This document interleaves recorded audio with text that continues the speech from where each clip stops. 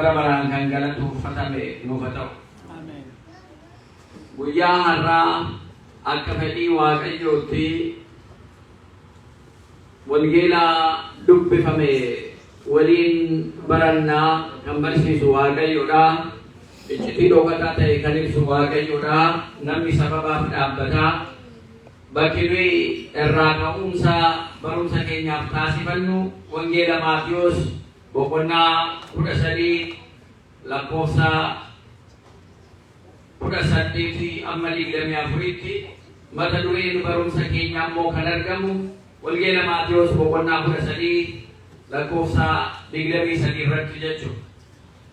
Sanyii lafa gaariitti faca'ee kan jedhu. Sanyii lafa gaariitti faca'e. Inni kun mata duree barumsa keenyaati. Egaa iccitii dhokataa barattoota isaatiif hayyoota jara amantaadhaan cimoo ta'aniif abbootii keenyaaf kan ibse iccitii isaa hunda keenyaaf akka nu ibsu waan barannu kanaan immoo laphee keenyarra bulshee nu hubachiisee firee 30 60 akka dandeettii keenyatti akka horannu Waaqayyo nu gargaaru. Sanyii lafa gaariitti faca'e. Wangeela Maatiyos boqonnaa 13 lakkoofsa 23. Waa'ee sanyii waa'ee lafa gaarii kitaaba qulqulluu keessatti bakka baay'eetti arganna. Fakkeenyaaf wangeela Luqaas boqonnaa 8 lakkoofsa 11 amma 15tti akkasumas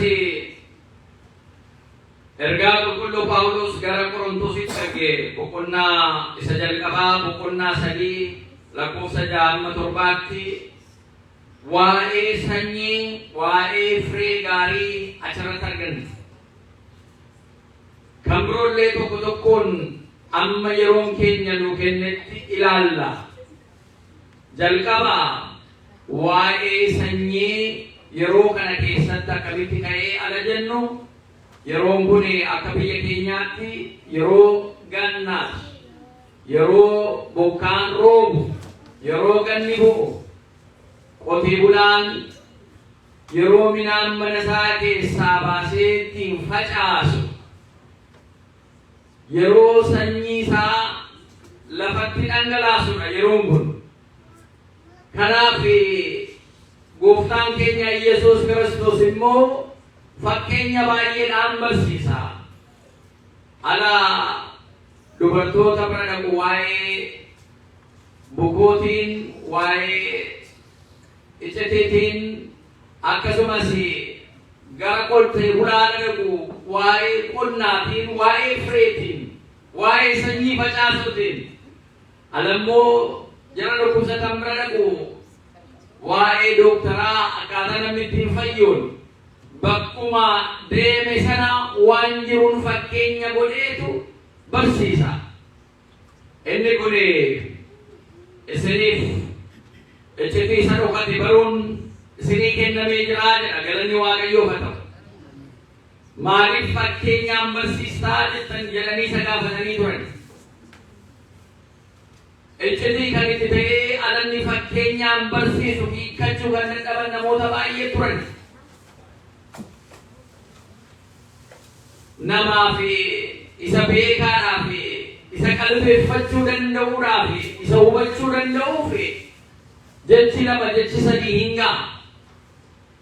Isa qalbeeffachuu hin dandeenye, isa hubachuu hin dandeenye, isa ayyaanni Waaqayyoo irra hin bulle yoo guyyaa guutuutti odeessaa oolanuu waan keessaa qabatu waa tokko hin qabu. Kanaaf manni keenya qalbiin dhaga'u malee gurri dhaga'u, qalbiin argu malee ijin argu jedha. Kanaaf qalbeeffachuu waan dhaga'an sana sirriitti hubachuu kan danda'amu yoo lapheen hubateedha jechuudha. Kanaaf gooftaan keenya Yesuus Kiristoos barattoonni isaa ala sagaafatan wangeelaa Maatewos boqonnaa 19 jalqabdanii ala dubbistanuu isin fayyuudhaaf ejjetii baruudhaaf isa dhokate baruudhaaf isinii kennamee jira. Waa'ee sanyii kanaan walitti fidee ala jara barsiisu manni amantaa keenya ammoo yeroo bokkaan roobu sanyiin faca'u yeroo gannaa kana keessa barumsa kana akkanaan toora qabsiisteetu keessee jirti. Nama gammachiisa. Gati kanaa qotee bulaanis waa'ee qonnaatitti ka'e sirriitti hubachuu danda'a jechuudha. Isa kana ammaa keessan oola miti kunoo qotiyyoo koo gadhiiseen dhufe yoo amma maashiniitti immoo ce'e maashina koo dhaabbiseen dhufe mee waaqan galateeffadha waaqan irratti kadhadha. Isan ba'ee isan bu'ee qotee itti facaasu waaqayyoon abdadhee gombisaadhaa baasee kan inni facaase manaa baasee facaase waaqan abdadhee lafa kana naa eebbisi qilleensa baranaa naa eebbisi bokkaa baranaa naa eebbisi jedheen facaafadhee jira. Yoo rabbi naa galche immoo firii gaarii sassaabbadhaa jedheetu waan qabu sana lafatti naqaa jechuudha. Biyyootti naqaa jechuudha. Eenyuun abdate? Waaqa isaa abdate jechuudha. Gati kanaatiif waaqni isaa immoo yeroo makaraa sanatti yookaan immoo yeroo midhaan sassaabuun ga'e sanatti firee gaarii firee bareedaa akka isaa kennutti waaqa isaa kana jechuudha. Midhaan mana keessaa fuudhee biyyootti makee facaasee jechuudha.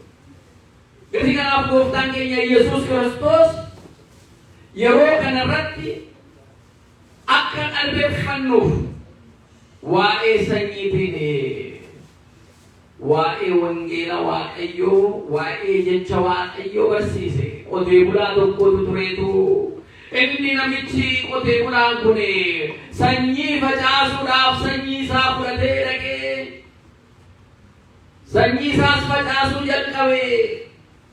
Sanyii isaa kun bakka adda addaa irratti facaafamee jira. Inni tokko karaa irratti kan facaafame jira. Akka inni facaasee deemee namni miilaan irra jedhee deemee tu balleessa jala. Inni tokko immoo bakkuma dhagaa irratti faca'ee jira. Fireen dhagaa irratti faca'e kun simbirroon dhufteetu fuffunaannattee akka miqillee akka inni sanyii godhanne sirumaa dhagaa irra hoo bu'eeti firee maalii godhata? Hundee maalii godhata? Akkamitti biqiluu danda'a? Kanaafuu qallabuma simbirroo ta'ee nyaata simbirroo ta'eetu hafe. Inni tokko immoo qoraattii keessatti biqile. Isa qoraattii keessatti biqile kan ammoo lafa gatii qabuuf biyyoon jalaan gatii jiruudhaaf biqileera. Akka isa dhagaarra biqilee yookaan akka isa dhagaarratti darbatamee yookaan isa karaarratti darbatamee sana biqileera wal ba'ee jira. Haa ta'u malee akka inni wal ba'een qoraattii keessatti gatii biqileef qoraattiin sun isa huqee qabee firee gaarii kennuu hin dandeenye. Kanumaafuu inni afuraffaan biyyoo gaarii irratti lafa gaarii irratti mata duree barumsa keenyaas kan ta'e sanyii lafa gaarii irratti faca'e ta'e lafa gaarii irratti faca'e sanyiin kun yeroo kana gadi hundee qaba gatii ta'es walis immoo gatii wal biqileef firee gaarii firee 30 firee 60 firee 100 kennee jedhee jechuudha. Kanumatti beeku gaafa inni biraa deemu barattoonni isaa dhufanii yaa gooftaa nuyi waa'ee mootummaa waaqayyoo nutti himtaa waa'ee isa lafaa kanaa miti isa samii nutti himta jennee utuu si yaadnu si duukaa buunu hojiin keenya illee takkaa qotee bulaa saanee hin beeknu. Ati immoo waa'ee qotee bulaa kana nutti himta nuun galleedhanii nuun gallee waan ati nuun jette maayilli nati lafa qotaa sanyii facaasaa inni kaan qoraattii keessatti inni kaan dhagaa irratti inni kan karaa irratti inni kan lafa gaarii irratti bu'ee jette kunnaan nuungalle ittiin jedhanii isa gaafatani. Maaliifuu mayyuu fakkeenyaan nu barsiistaa fuuldureedhumatti maalutti himne ittiin jedhanii jechuudha. Abbootiin eccetii kana gaafa hiikanii barsiisanu wanti fakkeenyaan himame tokko hin dagatamu. Namni qalbii itti qabaachuu danda'a, hubachuu danda'a, irraanfachuu dhiisuu danda'a. Kanaaf gooftaan keenya Yesuus Kiristoos fakkeenyaan jara barsiise. Tokkos immoo karaa biraatiin firee dubbiin fireessee ijoon dubbii nama qalbeeffatutti himama malee gabaa hundumatti hin himamu. Kanumaaf isa beekuu fi akka irraa qalbeeffatu. Inni wallaalaan silaa wallaalaadha yootti manis isaan galuun rakkata. Isa kanaaf isa beekuuf ibsuudhaaf isa baruu hin dandeenye immoo caalaa akka inni qoratee bira ga'u akka inni irratti yeroo kennee maaliif isaan galu akka hin jenne Waaqatu isa uume. Namni yoo yeroo isaa kenne, yoo sammuu isaatti kenne, yoo ofii isaatti kenne, Waaqayyo isa tokko kenne isa tokkoon dhawwatu. Garuu tattaaffii mataa isaa barbaada. Gatii kanaa beekuu yoo barbaade akka inni yeroo isaatti kennee waan qabu hundumaa itti kennee beekuu danda'uudhaaf iyyuu fakkeenya kanaan itti himee jara beektotaa fi hayyootaaf akka jaraa galutti isa wallaalaa immoo akka bitaatti galutti jedha. Inni wallaalaan Waaqayyo wallaalaa godhee isa uumne. Nama tokkotu ture hojiina qasaraa abbaa keenyaa jedheetu Phaaphaasii tokko bira dhaqe. Maal baratte? Kitaaba dubbisuu barattee taa'ennaan maal nyaadheen baradha? Hojii qabu waan nyaadhu hin qabu hin baranne jedheen tole. Ergaasee kana hoo edeloo kana barattee taa'ii jedhanii maali abbaa kooti maal nyaadheen baradha? Allakki hin baranne waan nyaadhee baradhuus hin qabu jedheen. Lallaba wangeelaa kana hoo barattee ta'a jedhanii lakki abbaa koo ani isaa maali nyaadha waanuma nyaadhu dhabeen hojiina qasaraa jedhee sanii dhufe miti jedheen. Egaa waan nyaattu dhabdee yookaan kitaaba dubbisuu hin dandeenye, waan nyaattu dhabdee edeloo eega hin dandeenye, waan nyaattu dhabdee lallabuu kanas eega hin baranne ofii maal nyaattee bakkana doofoo taatee jedhanii isaaf doofoo ta'uudhaaf maal nyaatte? Kanaaf barachuudhaaf namni hubachuudhaaf namni yoo yerootti kenne namni tokko uffata ofii isaatii uffatullee utuu hin qabaatiin waan jijjiirratu utuu hin qabaatiin iyyuu barumsa irratti xiyyeeffannoo kenna. Inni kun kenna guddaadha. Yoo ijoolleen kee akka jarree si xooran, akka nama ta'an, akka si fayyadanu, biyya fayyadanu, maatii kee fayyadanu yoo barbaadde ijoollee kee barsiifadhu. Kun karoora isa guddaa, investimentii isa guddaa, karoora fuuldureetiif kan ta'u ijoollee barsiifachuun, dhaloota barsiifachuun, qaramanii akka deemanu godhachuun kun baay'ee barbaachisaadha. Yoommoo kan waggaa 10 waa'ee gabaabaa kana yoo qabaatte immoo muka dhaabii firee mukaa sanarraa nyaattaa. Egaa sirumaa karoora namni qabu taanaan immoo homaa gochuun yoo irraan eegamu jechuudha. Karooruma iyyuu qabu taanaan karoora fagoo, karoora dhiyoo baafatanii deemuun keessumaa waa hubachuu akka danda'anuuf barumsi wal ga'uu danda'a. Barumsa ummataaf ga'uu danda'a. Yeroo ammaa kana keessa ijoolleen barachuunsee mirga namummaa keessaa isa tokko ta'ee jira. Yeroo ammaa kana mirgina mummaa addunyaa irratti eegamaa jira. Eegamaan jiru gaaffii guddaa, chaalenjii guddaa, qormaata guddaa jira. Namni lubbuu isaatiin jiraachuun mirga isaati. Kana jechuun namni hundumtuu eega dhalate amma karaa dhalate sanaan Waaqayyo fudhatutti jiraachuuf mirga qabaadha jedhamu fedhii isaa malee beekata jeefama addunyaa kanarratti. Waan mirga barachuu miti, mirga waa hubachuu san argachuu miti. Lubbuudhaanuu jiraachuu kan hin dandeenye addunyaa kanarratti raasamina keessumaa yeroodhaan ka'uun waan argaa jiru kana jira. Kanarra Waaqayyo nu haa eegu. Maatii keenya nuuf haa eegu. Biyya keenyas nuuf haa eegu. Maaliif? Waa qalbeeffachuun, waa hubachuun keessumaa yeroo addunyaan akkana raasamu kana keessa, waraanni yeroo adda addaa bakka adda addaa keessatti gaggeeffamu kana keessa Waaqayyo maal nutti ibsa? Akkamitti keessaa baanaa isa jedhu kana fa'a Waaqayyo yoo nu ibse malee kana hubachuun baay'ee rakkisaadha. Xaxaa shira addunyaa kanarratti deemu ala arginu haqaaf dhugaa addunyaa kanarraa eeguun baay'ee rakkisa gadi ta'eef isa kana hubatanii yaa Waaqayyo si wayyaa sitti godhoo garee jiraa jedhanii Waaqatti of kennuun isa Waaqni isaa eeyyame sanaaf ta'a jechuudha.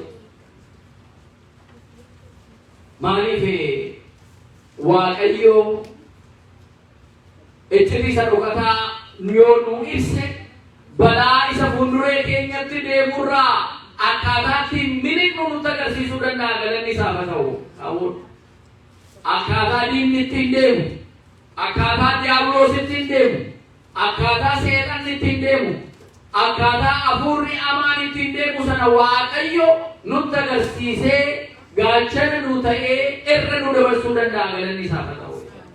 Kanaaf ijjitiidhaan Gooftaan keenya Yesuus Kiristoos namoota isatti siqanii jiran sanatti ibsuudhaaf, namoota jarri kaan immoo sirumaa yoo hubatan iyyuu sababa keessaa barbaadanii isa himachuu kan barbaadan turan. Sababni gabaan shan isa duukaa deemuuf sababa shaniif isaa waliif kan ta'uuf duukaa deema. Inni kaan barumsa isaa sana iyyuu hubatee hin dhaggeeffatu. Maal namichi kun akkam bareeda, maal namichi kun haasaan isaa akkam namatti tola jedhee haasaa fi dhaabbii hojjaa isaa sana duwwaa ilaalee kan duukaa deemus jira, kan duukaa yaa'us jira. Inni kaan immoo tokko gatii baay'isee nyaachisuudhaaf, nyaatee quufuudhaaf waa'ee garaasaa rakkina yeroo isaa sana duwwaa laallatee kan isa duukaa bu'us jira.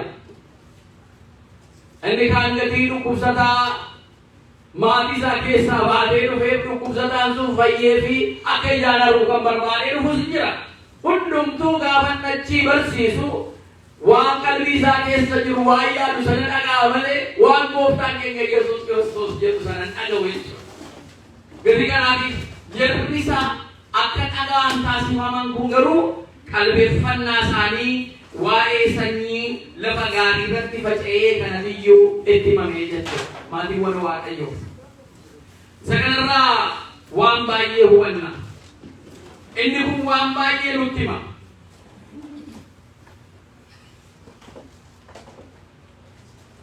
Wangeela irra dubbifame keessatti faarfannaa Daawitiin faarsaa Daawit boqonnaa 300 qoodduu 400 lakkoofsa 14 amma 15tti Waaqayyo namaaf akkam waan nyaatamu biddeena kennu akka danda'u ala baay'ee nutu fiigee nutu ba'ee bu'ee waan nyaatu ofii qopheeffata jennee fudhanna. Tattaafachuun, hojjechuun, miilla namaa kennametti socho'anii, harka namaa kennametti hojjetanii, afaan namaa kenname sanaa nyaatanii garaachatti garaan nyaataaf dhalattee nyaata nyaatteetu galateeffatti. Nyaattu malee immoo sombiin hojjetu, onneen hin hojjetu, jilbi hin hojjetu, ija arguu hin danda'u, gurra arguu hin danda'u. Gatii kanaatiif jarri kun hundumtuu kan qaama keenya Waaqayyo nu uume nagaadhaan akka hojjetanuuf nyaati baay'ee barbaachisaadha. Gatii kanaatiif nyaanni immoo yoo Waaqayyo nu qopheesse ta'a humna keenya duwwaadhaaf gati tattaafanne duwwaadhaaf hin ta'u. Kan tattaafatee nyaachuu dadhabe meeqa jira jechuudha. Kan sassaabbatee jalaa bittinnaa'e meeqa jira jechuudha. Kana faarfannaa Daawit keessatti beddeena isa nyaatamu, waan nyaatamu lafarratti kan kennu yaa Waaqayyo si'i jedha. Kan tusseesee lafarra deemtu, iseen ijaan mul'achuu hin dandeenye, iseen xiqqoo sana, uumama iseen xiqqoo sana hin tuffanne, isa arba guddaa sanas immoo hin beelessine, hundumaa akka nyaatee bulu kan taasisu Waaqayyoodha. Galanni isaaf haa ta'u. Beeladootaaf illee marga gaarii, coqorsa gaarii kan kennu Waaqayyo akka ta'e yeroo isaatti hundumaa akka inni bareechuu asirratti dubbisna jechuudha. Taatee Waaqayyo nuu godhu sanaaniyyuu Waaqaaf galata galchi namaatiiwwan Waaqayyo. Inni kun baay'ee barbaachisaadha jechuudha. Yaaqoob boqonnaa 3 lakkoofsa 13 irrattis akkasuma nu keessaa jireenya keenya jiraannuun Waaqayyo wajjin firee gaarii agarsiisuu akkaataa ittiin dandeenyu nutti hima. Lapheen keenya lafa gaarii sanaan yookaan lafa sanyiin irratti faca'e sanaan fakkeeffamu. Sanyiin ni jedhame sagalee Waaqayyooti. Lafa ni jedhame laphee keenya. Lapheen keenya lafa isa kamiidha? Inni jedhu immoo gaaffii tokko jechuudha. Lafti inni jedhamu lapheen keenya sanyii sagalee Waaqayyoo irratti faca'e. Sanyii irratti faca'e sana lapheen keenya akkamitti qabee jira? Akka karaa irratti boqotee namni miilaan irratti dhidhiitee sana moo akka dhagaa irratti sanyii dhagaa irratti boqotee simbirroon dhuftee funaantee sana moo bakka qoraattii sana keessatti bu'ee gaafa nachii biqilu qoraattiin sun hudheessa qabee moo sanyii lafa gaarii irratti faca'eedha? Lapheen keenya sakameedha. Maatiiwwan Waaqayyoo filadhaa utuu jedhamne hundumti keenya sanyii firee gaarii lafa gaarii irratti faca'ee ofiin jenna miti. Dee akkamitti anoo Waaqayyoon nan dhagaa waan inni naan jedhu nan hojjedha. Kan hin mana kooti ba'ee waaqeffachuudhaaf as dhufe, kan hin abboommii isaa nan eegalee laguudhaan kadhannaadhaan of jabeessu lafa gaarii ta'uu fani lapheen koo lafa gaariidha malee akkamitti lafoota jara sanyiin irratti bu'ee firee kennuu dadhabanii sana ta'aa ofiin jechuu dandeenya ta'a. Egaa isa kana keessatti of ilaalla. Sagaleen Waaqayyoo eega nurratti faca'e, laphee keenyatti faca'e, sammuun keenya eega sagalee Waaqayyoo dhaga'e, qalbiin keenya qalbeeffatee akka sagalee Waaqayyoo sanatti jiraachaa jirraayii inni jedhu sun isa jalqabaa jechuudha firee gaarii kennuudhaaf. Fedhii duwwaa utuu hin ta'in lafa gaarii dhala jennu sagalee Waaqayyoo nurratti bu'e sun firee hammamii kennaa jira? Firee 30 moo 60 moo 100 amma dandeettii keenyaatti wal fakkaataa fidaa kan jedhu hin jiru. Firee wal fakkaataa oomishaa kan jedhu hin jiru. Biqilshaa kan jedhu hin jiru. Waan dandeessan akka dandeessi keessanitti Waaqaaf galanna ta'u. Amma akka lubaatti utuu jedhamtanii akka lubaatti firee kennuudhaaf tattaafattu. Akka paappaasitti utuu jedhamtanii akka paappaasitti firee kennuudhaaf hin tattaafattu. Rakkattu jechuudha baasanii fuutanii ilaala. Akka monokseetti utuu jedhame keessiin akka monoksee gochuudhaaf waan baay'ee maatii isaa dhiisuu waan baay'ee dhiisuutti ijoollee isaa dhiisuutti isarraa eegamu. Monokseen ijoollee gatii hin qabaanne jechuudha seerri isaa. Achi immoo akka diyaaqoon immoo haala ta'u akkaataan inni fireetti fidu akkaataan ittiin hojjetu immoo irraa waan eegamutu immoo jira. Faarfattoota lataan immoo akkaataa kennaa faarfattootaaf kennamee sana jira. Kan tokko ta'uudhaaf hin danda'amu. Hundumtuu akka dandeettii isaatti jechuudha. Waan dandeenyu gochuudhaaf tokko akka Maariyaamii obboleettii Alaazaar obboleettii Maartaa sagalee Waaqayyoo yeroodhaa yerootti dhaggeeffachuudhaan jireenya isaa fooyyessuuf kan dhama'u jira. Tokko immoo akka Maartaa waan yeroodhaaf immoo keessummaa ittiin keessummaa'u kan dadhabutu jira. Kennaan adda adda jechuudha. Kanaafuu hundumti keenya firee gaarii kennuudhaaf eessa kennaan koo kan jiru maal yoon hojjedhen iyyuu eessarratti yoon bobba'inu firee gaarii baasuu danda'a jedhee namni kennaa murawwaasaa addaan baafatee dhaaluun baay'ee barbaachisaadha jechuudha. Egaa kana yegguu hiiku namni inni karaa irratti fireen inni karaa irratti bu'e sun namicha isaa sagalee Waaqayyoo dhagahu imimmaan isatti dhufee gammadee keessi isaa bakka kana booddee asuma jiraachuun hawwayyaayyuu sagalee Waaqayyoo na gammachiisa jedhee ala faarfannaa dhagahu ala lallaba dhagahu qalbii isaa kenneetu dhaggeeffatee alachi balbala sanaa bahu mana sanaa bahu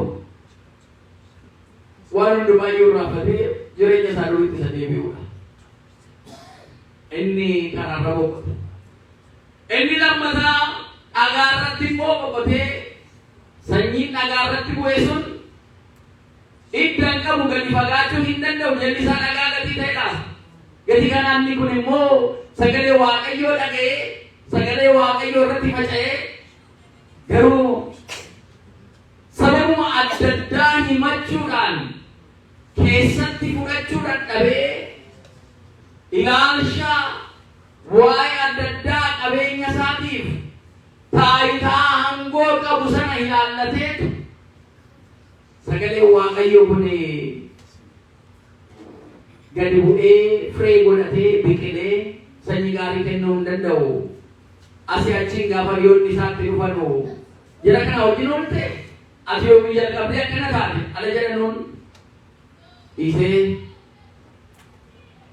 kan keessaa ba'u. Inni qoraattii keessatti immoo fireen buute sun sila marga qabaa biyyoo qabaa hin biqilaa biqileera. Haa ta'u malee garuu akka inni firee gaarii hin kennine hudhee kan isa qabu jira. Barmaatilee foonii kabaja foonii barbaachuu Kiristoosin dursuuf jireenya isaa keessatti dhiisee waan foonii isaa ta'u ilaallachuu akka namicha waan hundumaa qaba waan hundumaa hiyyeessaaf bittinneessee kennee jira maal wayyaa nan sooma torbanitti guyyaa 2 kadhannaas immoo nan dhiyeessa waggaattis immoo waan na barbaachisu nan baasa kurnoo koos nan baasa yaa gooftaa ittiin jennaan waan gaarii gooteetta waan tokko si hafe guutuudhumaanuu Waaqayyoo biratti qulqullooftee kabaja argachuudhaaf ittiin jedheen inni maa hin danda'an qabeenya kee qabdu sana gurguriitii hiyyeessaaf itti na dhufa ittiin jedheen mana dhowwachuudhaaf ati amma kanaan dadhabeetanii fide tokkichaan gurguriitii hiyyeessaa kenniitii na dhufa wiidhaan jettaa jedhe namichi al tokko hiyyeessa sooressi tokko na dhufa hojjettee kan si jedhu jira waa'ee Waaqayyoo kan ittiin alatti ittiin jechuudha. Akka qoraattii wanta isa qabee jiru sanatti ta'uudhaa jechuudha. Yeroo kana sooressi mootummaa Waaqayyoo galuurraa maaltu salpha ta'e? Gaalli limmoo keessa ba'uutu salpha ta'e. Hudhee isa qaba jechuudha qabeenya isaa sun. Gadi kanaa noo jireenya keenya keessatti isa kamirra jirra? Ilaalcha adda addaa, filosoofiin adda addaa, beekumsa adda addaa, barmaatileen adda addaa waan jalqabneerraa karaa Waaqayyoo nutti agarsiise see dhugaa kana qabannee akka hin deebine qormaata ta'ee akka qoraattii kanaa bitaan mirgaan dhufee akka firee gaarii hin baasne kan nu taasisu maaltu jira mee qalbii keessan qalbeeffadhaa laala. Isa kana mo'achuun nu barbaachisa jechuudha. Lafa gaarii yoon taane lapheen keenya lafa gaarii taasisuun nurraa eegamaa jechuudha. Inni lafti gaarii jalli isaas biyyoo qabaa. Kanaafuu akka sanyiin irra bu'ee innis biqilchee firii gaarii gara walittis kan guddatu gara gadaanuttis kan guddatu firii gaarii isaa kenne. Maatiiwwan Waaqayyoo firii gaarii baasaa jirraa jennee of gaafachuun baay'ee barbaachisaadha. Firii gaarii baasaa jirraa, firii gaarii kennaa jirraa. Ergaa Phexros isa tokkoffaa boqonnaa tokko lakkoofsa 23 irratti. Lammata dhalachuun keenya sanyii baduurraa miti nuun jedha. Lammata dhalachuun keenya haadhaaf abbaarraa fooniin dhalanne. Lammata dhalachuun immoo akka wangeela Yohaannis boqonnaa 3 irratti ibsamee Niqoodimoositti himee sana lammata dhalanne.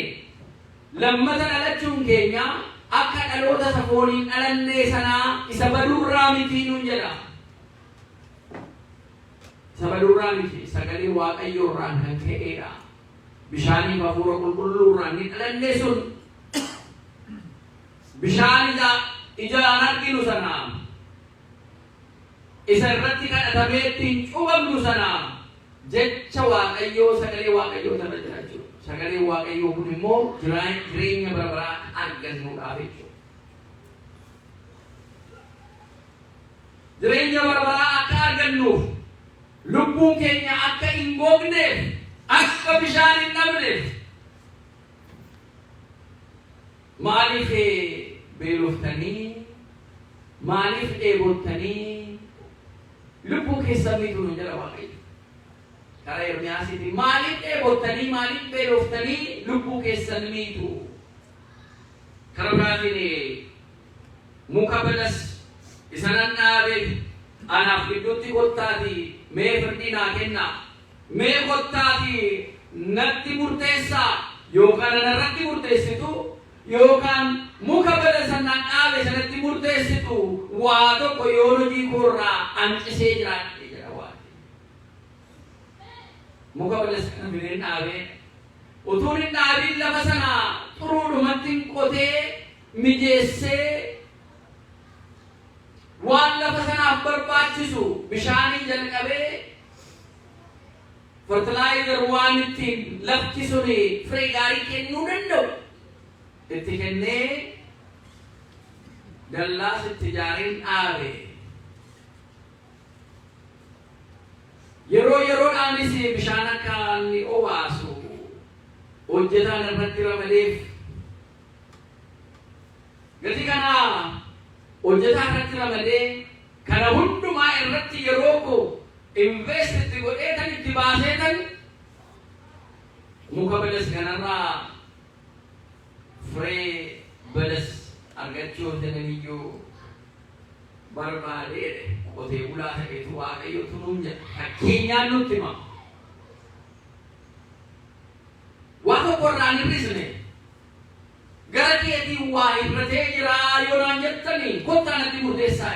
Anaaf balasa koo gidduutti kottaa, muka balasaa koo gidduutti kottaa natti murteessaa. Balasuma jennaniti muka balasaa yoo dogongoree jiraadhe, yoo waa tokko jalaa hir'isee jiraadhe, yoo akka qotee bulaa tokkootti waa tokko jalaa hir'isee natti murteessaa. Ammoo yoo waan gaarii hojjedheef waan hojjetamuu qabu hundumaa ammoo yoo hojjedhee jiraadhe yoo nan hin balleessine immoo muka balas kanatti murteessaa jedhe. Ani waa tokko jalaan hir'isne dallaas itti ijaaree bishaanis itti kenne lafa sanaafis waan ta'u akka inni firii gaarii oomishuu danda'u waan barbaachisaa itti kenne dallaas itti ijaaree namattis ramadee jira. Garuu yeroo barbaadetti firii gaarii irraa hin arganne. Maatiiwwan Waaqayyoo utuu Waaqayyoo tokko tokkoon keenya gidduutti mee kottu mee ana moositu balleesse waan isi jalaa dhowwee jira moo akkati lafa gaarii taatee sanyii gaarii sirratti bu'ee firii gaarii kennuu danda'u kan taate ana tuballeesse moo si tuballeesse kottu walii mungunnaa nun jedhe Waaqayyo deebii qabnaa laata. Foon keenyan nu waata yaada keenya yeroodhaan jijjiiramaa qormaatni karaa adda addaatiin nutti dhufuu danda'a. Garuu amma dandeettii keetii firee akka hin kennine kan si taasisu kan si qabee si hambisu maaltu jira? Tokkoffaa jireenya hafuurawwaa namoonni baay'een hafuurawwaadhaan jalqabu. Namatti tola. Mana Waaqayyoo keessa deddeebi'uu namatti tola. Sagalee Waaqayyoo dhaga'uu namatti tola. Waaqayyoodhaaf galata galchuun namatti tola. Jireenya lafa kanaatii wajjin immoo ala wal ilaallu lafa kanarra jiraachaa jirra. Inni kaanis hin jiraata. Inni Waaqayyoo karaa biraa waaqeffatu jiraachuu danda'a. Inni Waaqayyoon jiru jedhuyyuu jiraachuu danda'a lafa kanarratti.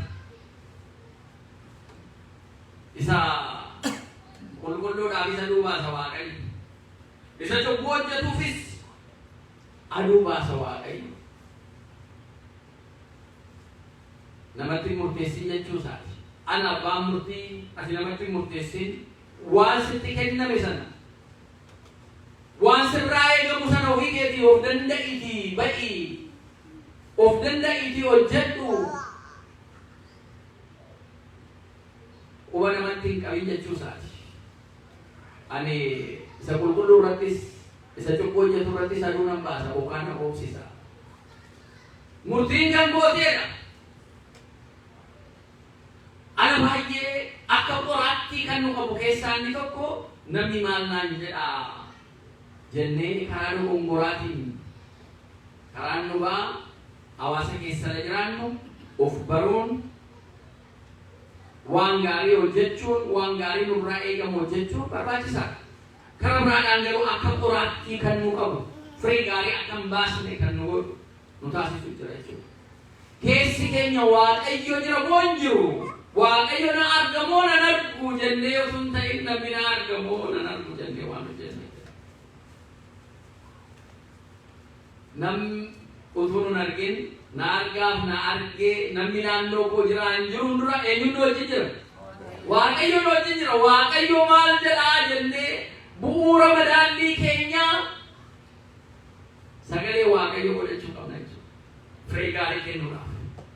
Bu'uuruma isaarraa yaaduma isaarraa waan gaarii moo waan gaarii kennee addaan baafachuudhaaf jechuudha. Maaliif adeemsi amantaa adeemsi kiristinnaa keessumaa akkuma barbaade laaqanii bu'aa argachuutu hin ta'in jalqabumaa yaada eebbifamaarraayyuu gara dhuma eebbifamaatti deemama. Gara hojii eebbifamaatti deemama. Jalqabuma masaatuyyuu qulqullaa'uu qaba. Al tokko namoonni akkuma adeemsa addunyaa kanarraa walitti dha'anii walitti si'achi dha'aniitu bu'aa gaarii dhumarratti eeguu danda'u. Karaa kiristinnaa garuu kana miti. Karaa amantaa kana miti. Walitti buusanii bu'aa irraa argatu sana argachuu miti. Karaan kiristinnaa jalqabumaa kaasee fedhii Waaqayyoo keessa jiraarii. Kun yaada Waaqayyooti, jecha Waaqayyooti jennee humna kan argannee ittiin kakaanee hojjennu isa ta'uu qaba jechuudha. Jireenyuma mataa keenyaas yoo ta'e. Yoo of gowwoomsine malee namoonni baay'een of gowwoomsu. Maaliif gowwoomsanii jiraatu ala jennu sababa baay'ee qabu.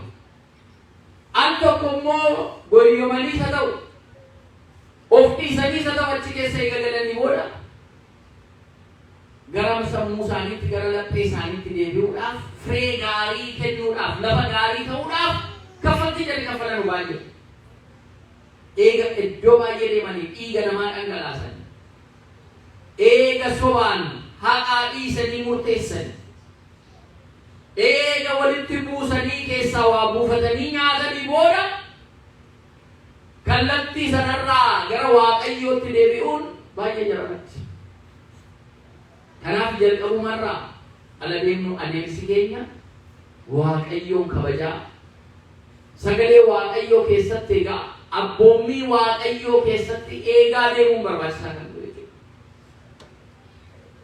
Maatiin keenya wangeela yoo barachuu dhabaatan kitaaba qulqulluu kana dubbisuullee yoo dhabaatan safuu qabaniin ijoollee isaanii gorsu amaarraa akka of eegan ijoollee karaa kee gufuu akka hin qabaanne qulqullaa'aa akka ta'u ijoollee keessaniif hawwaa jirtu maatii keessaniif hawwaa jirtu abbaan manaadha manaadhaaf hin hawwaa haati manaa abbaa manaadhaaf hin hawwiti obbolaan obbolaadhaa obboleettiidhaa hin hawwinaa waan gaarii fuulduree keenyatti moo garuma baasetti si'a baasu jennee gadhiisnaa isa baasu jennee gadhiisna firee gaarii kennuudhaaf jalqabuma bu'uurarraa daa'imummaarraa yoo rabbii namaa kenne inni kun waan guddaa. Kan immoo ala jennu waan tokko ijoollummaadhumaa ta'ee deemee achi ga'uu barbaachisamu akka hin jenne Fayyaataa Zayamaan namicha immoo jedhamu isa immoo yaadan hojii waaqayyo ajaa'iba. Umurii isaa attummaa irratti kan oolu saamuu irratti kan oolu waan gaarii waan tokko kan hin qabaanne Fayyaataa Zayamaan inni jedhamu sun inni mirga gooftaa keenya Yesuus Kiristoos guyyaa jimaataa fannifame sun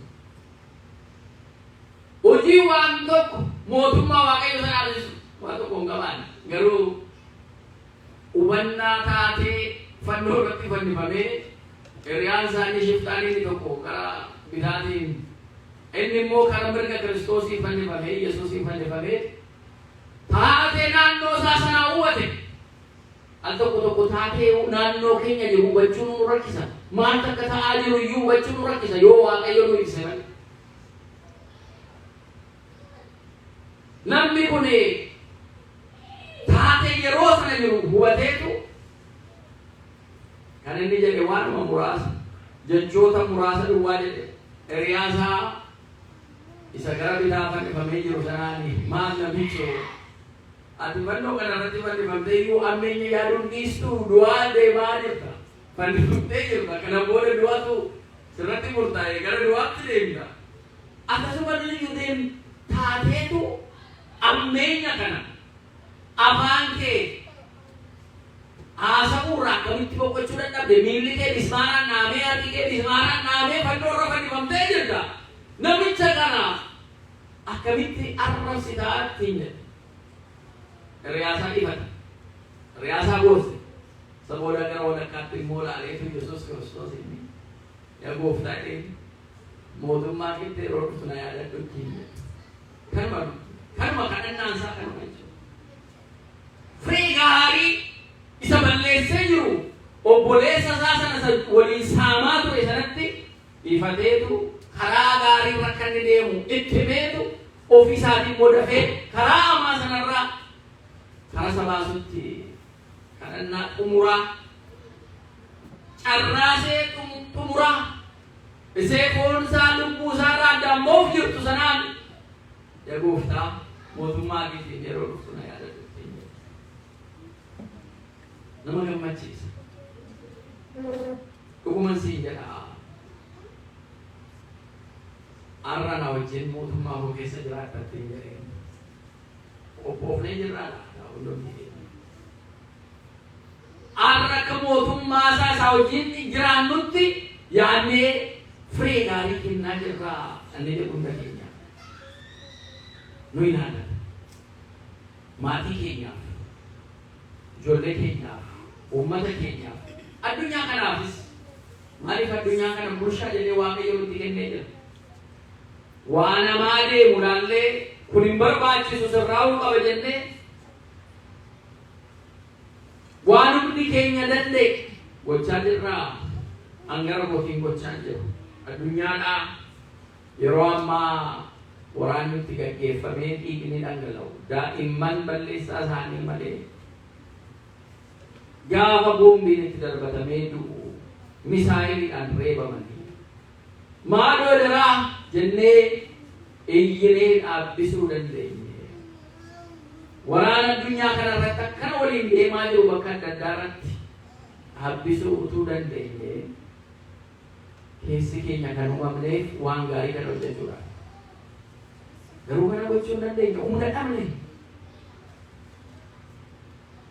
Keessi keenyas qophaa'an taane nuyis immoo fakkeessee bulaa taane ilaallee bulaa taane haqni dhugaan nurraas fagaachaa sodaan immoo nu liqimsaa deeme fuulduree keenyatti tulaallu murtiin dabaa murta'a. Murtii dabaa sanaatiin haadha hiyyeessaa ilma hiyyeessaa ajjeefamaa du'aa qabeenyi isaa saamamaa qeesaa fi buqqaa firii gaarii akka baasan of silaa kun hin ta'u murtiin kun dabaa jennee bakka hundumatti waan gaarii hojjechuudhaaf uumamne. Garuu maatiiwwan Waaqayyoo akka qoraattii sanaa lafa qoraattii firee qoraattii sana irratti biqilee sana waan laalcha foonii kanan nu qabaa. Yoo kana immoo taane abaluudhaaf yoo kana jenne abaluun humna qabaa. Humna isaatiin anaanuu kana na godhaa jennee sodaanna.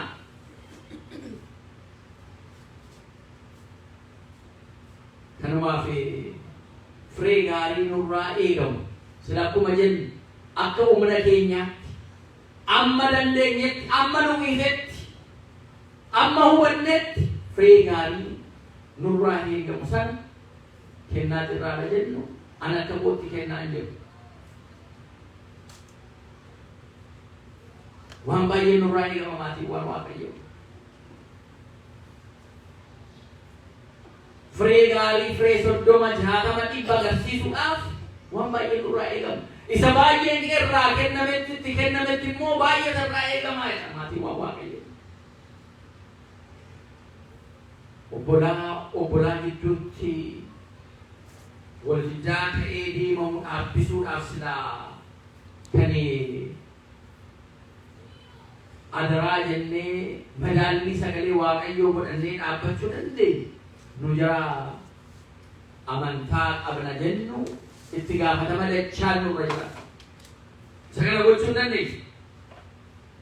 Addunyaa kana soogidda taanee addooftuu addunyaa kanaa jijjiiruu hin dandeenye. Isa kana ala ilaallu isin amma dandeessan shaakalaa jirtu, isin amma dandeessan hojjechaa jirtu galata guddaa qabu. Angaruu akka kootti ofiin gaafannu. Rafiitiin na dhowwa, boqota na dhowwa. Biyya amantiin 98 amantiidhaan uummanni see amantii qaba jedhamu biyyi keenya illee maal keessa akka jirtu gaafa ilaallu. Amantiidhaan deemuun saba keenya rakkoo keessaa baraaruun biyya keenya gara nagaatti deebisuun addunyaa kanaaf waan gaarii ta'e hojjechuun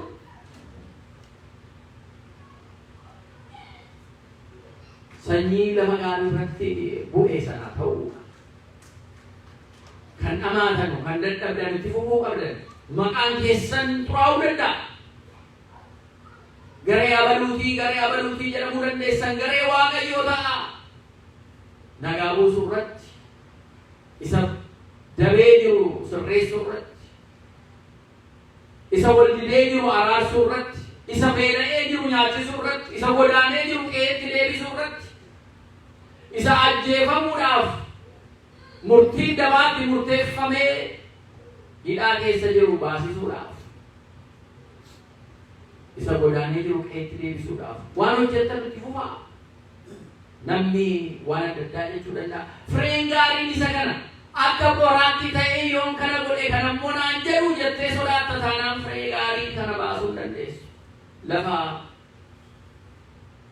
Firee lafa qoraattii qabu sana irratti biqilee taata. Hin sodaatiin waan hafuura Waaqaan hojjettu. Waan Waaqayyoo irraan argadha jettee hojjettu sana harka kee sassaabi. Harka kee boodatti godhin waan jalqabde sanatti fufi. Isa keessaan eebbi Waaqayyoo mana kee gala. Isa keessaan firee kee amma dhumaatti ilaalta. ati madaaluu dhiisuu dandeessa. Firee 30 moo 60 moo 100 kan si argu jira. Waaqayyo si arga. Amanamummaan kee Waaqayyoodhaaf haa ta'u. Jireenya kee keessatti Waaqayyo adursu.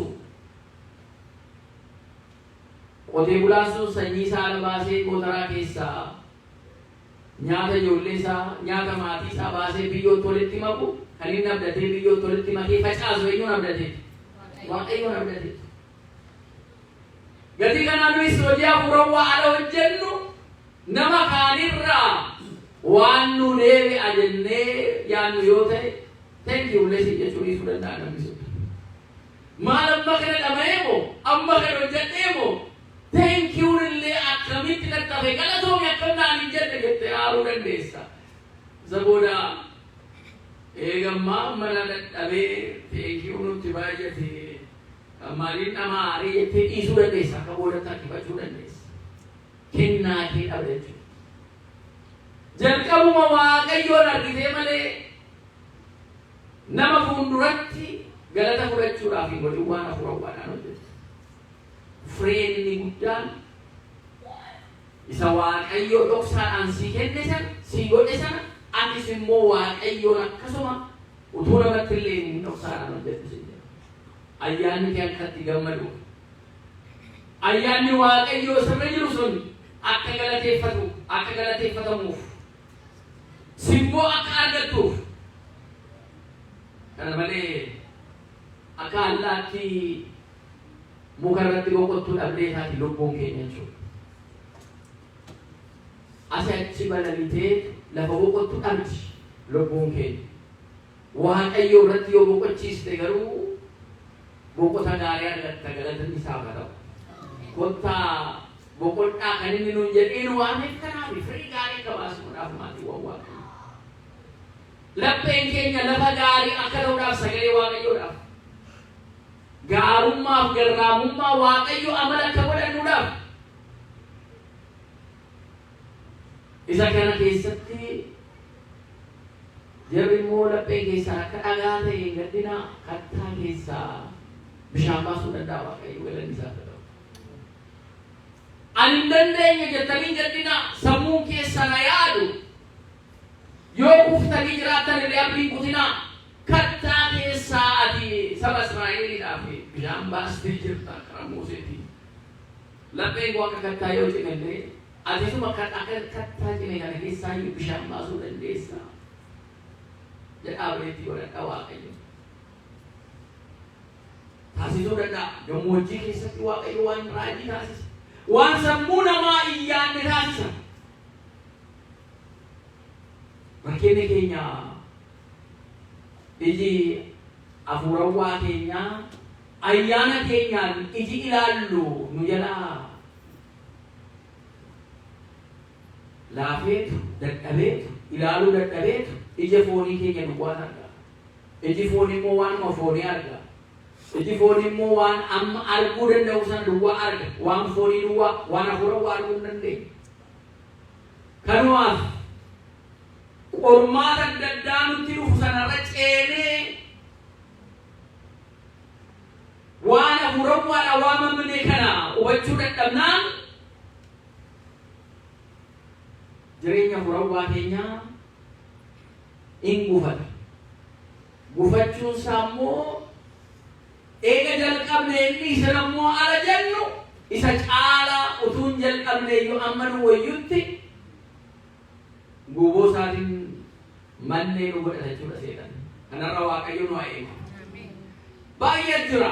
Tokko tokkoon firee gaarii kennuu utuu danda'anii akka Musee, akka Abrahaam, akka Eeliyaas, akka Eelisaa firee gaarii kan kennan qulqulluu Phaawulos yoo argitan utuu firee gaarii gara kennuutti hin dhufiniin dura inaaffii sagalee Waaqayyoodhaaf qabuu fi Kiristaanaa faana bu'eetu adamsaa ture. Dhumarratti ala booji'amu yaa gooftaa koo jedhee gaafa booji'amee ati eenyu jedhuun innatti faana buutee adamsaa jirtu ana Yesuus Kiristoosidha. Adamsuu kana yoo itti fufta ta'e miilli kee qara sibiilaarra dhaabbatee jira. Gadi qara sibiilaarra maal dhaabbattu ittuu miilla kee keessa walli adeema malee ittuu sinii adeema malee waa tokko mo'achuu hin dandeessu. Yaa gooftaa koo akka kennate isa booda amma Yesuus Kiristoosiidhaaf gadi gombifamee amma mormi isaa irraa muramutti jechuudha. Rakkina baay'ee magaala keessa galee guuboodhaan amma magaala keessa dhoksanii isa baasan mana hidhaa keessa magalutti isa waame sana argee jabaatu jechuudha maatii waaqayyo. Phexrosis fakkeenya baay'eetu naannoo keenya marsee jira firii gaarii kennuudhaaf jechuudha. Kanaaf inni nu waame akka firii gaarii kenninuuf nu waame. Waan gochaa jirru waan gaarii ta'e waaqaaf jennee waan hojjennu cimsinee turuu qabna. Tarii jechaa deemuun barbaachisu amantaa keessa. Tarii jennee yoo ofitti himna ta'e tarii ta'uu dhiisuu danda'a. Tarii ta'a tarii dhiisuu danda'a jenna jechuudha. Hin dadhabna jechuudha. Kan amantaadhaaf hin godhe waaqaaf hin godhe jennee waan hojjennu hojjennee isa kanatu humna nuufi. Isa kanatu firii gaarii akka baasnu nu taasisa. Kanaaf maatiiwwan waaqayyoo tokko tokkoon lafa firii lafa gaarii irratti bu'ee kana kaasnee yegguu laallu waan baay'ee hubachaa deemuu dandeenya. Wangeela Yohaannis boqonnaa 15 lakkoofsa 8 irratti waa'ee firii jireenya barabaraa kan qabu kan waamamneef firii gaarii jiraataa barabaraa ta'uudhaaf waamamneef jedha. Gatii kanaatiif eessaa akka waamamne maaliif akka waamamne maaltu akka nurraa eegamu firii akkamii akka nurraa eegamu immoo kanaan hubachuun baay'ee barbaachisaadha jechuudha. Kanaaf Waaqayyo abbaan keenya sanyii sagalee waaqayyoo laphee keenya lafa gaarii irratti bu'ee nu taasisee waan nutti ibsee waan baranne firii 30 60 100 akkuma dandeettii keenya akka baasnu waaqayyo nu gargaara. Jireenya furawwaa keenyaatiin wal qabnee wal jabeeffannee wal utubnee namoota amantaa isaaniitiin shakkanu gara amantii qajeelaatti fidnee waan dogongora ta'e sirreeffannee waan balleessaa ta'e akka nuti hin deebine taasisnee waan gaarii waaqayyo argannee tokko tokkoon keenya lapheen keenyas gammadee maatiin keenya gammadee biyya keenyaafis addunyaa kanaafis waan gaarii akka hojjennu waaqayyo nu gargaara. Kan na barsiise maqaan isaa walfaatu.